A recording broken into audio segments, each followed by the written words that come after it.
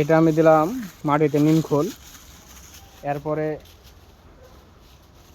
দিব চুন।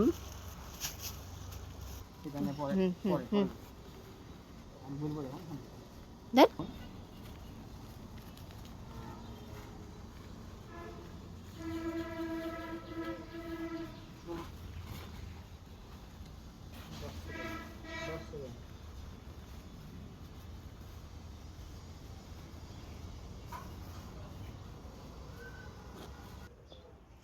এটা আমি গোবর পাউশ আগে দিয়েছি, আপনাদের লেগে অল্প একটু রেখেছি, মানে দেওয়ার লাগা।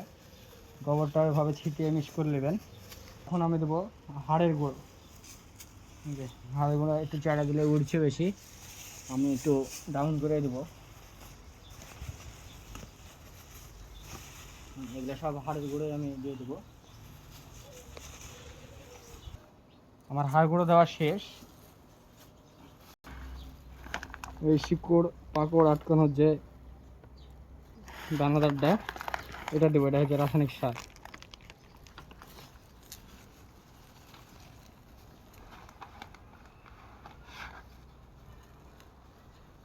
টিকটিকির লাদের মতন।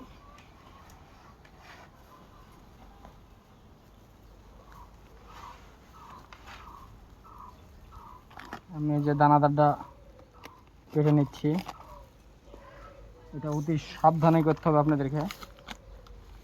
এটা ছিটানো আগে মাস্ক পরে নেবেন, হাতে গ্লোভস নেবেন। আমি যেহেতু গ্লোভস নিয়ে আসতে ভুলে গেছি, তার জন্য পরাছেন। এটা যে একদম গুঁড়ো দানাদার বিষ, যেটা এটাও আমরা এভাবে ছিটিয়ে দেবো। এভাবে আমরা ছিটিয়ে দেবো। আমাদের বিষ সব দেওয়াই শেষ, আমরা আর কিছু দিব না। আমাদের সব কিছু দেওয়া হয়ে গেছে। এখন মাটিটা মিশ্রণ করে নিয়ে আমরা টপে দিয়ে দেবো। আমাদের টপটাও দেখে ওইভাবে আমরা মিক্স করব, মিক্স করে টপে দিয়ে দেবো। আমাদের যে শুকনো, যে একদম শুকনো একবার পাউশ মিশানো আছে আমাদের, আর আমরা এটার সাথে মিক্স করে দেবো।